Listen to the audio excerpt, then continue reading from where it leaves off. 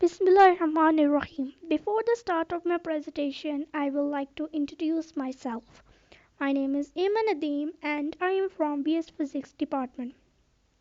Today the topic of my presentation is laser, so let's start the presentation with the introduction of laser. Laser is an acronym that basically stands for light amplification by stimulated emission of radiation. Lasers are basically used to produce highly directional, highly intense, highly monochromatic and highly coherent optical sources. Now I will tell you about the principle of laser. Generally laser works in the form of processes that is consist of two important processes. They are stimulated absorption of radiation and spontaneous emission of radiation. Now let's discuss the processes that take place in the atom. First of all, stimulated absorption of radiation. In this process, the atom excited to high energy level by absorbing the stimulated incident photon, and whereas in spontaneous emission of radiation is the transition of an excited atom by itself to low energy level. Here are listed below some of the important types of laser: solid state laser, gas laser, liquid laser, dye laser, and semiconductor laser. Now I will tell you about the working of laser. When the flash lamp light will be fall on the ruby rod, the chromium ions excited to high energy level. After staying up for up to 10 to the power 8 second, ions get started transmitted to the metastable state.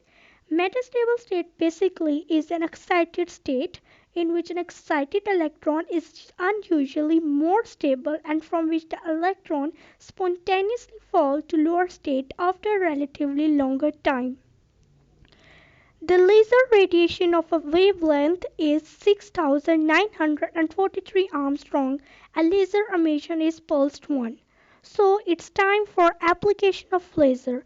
Lasers are used in many fields such as in communication, industry, medical purposes. Laser in communication. In optical fiber communication, laser bandwidth are used, and laser bandwidth are very high so it can transmit more amount of data. Laser can also be used in industry. Laser can be used to blast holes in diamonds and hard steel. Laser rangefinder is used to measure distance to making maps by surveyors. Laser can also be used in eye treatment. The laser can also repair a detached retina, one that has broken loose from the rear part of the eyeball. The laser is very useful in removing extraneous blood vessels that can form on the retina. Now I will tell you about some advantages and disadvantages of laser. First of all, advantages of laser. Lasers are used to cut glass and drill holes in ceramics. Lasers are used for bloodless surgeries and destroy kidney stones and gallstones. Lasers are used to study the internal structure of the microorganisms and cells.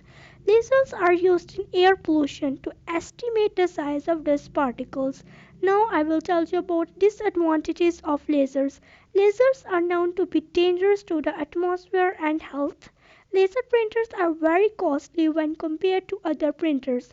When running the laser machine, small amounts of ozone are generated, which can damage the ozone layer. Some laser particles also produce harmful particles that may cause respiratory disease. In my conclusion, I would like to say that laser plays a crucial role in the modern world. Therefore, laser plays a pivotal role in the present technical world. So, this is the end of my presentation. Thank you so much.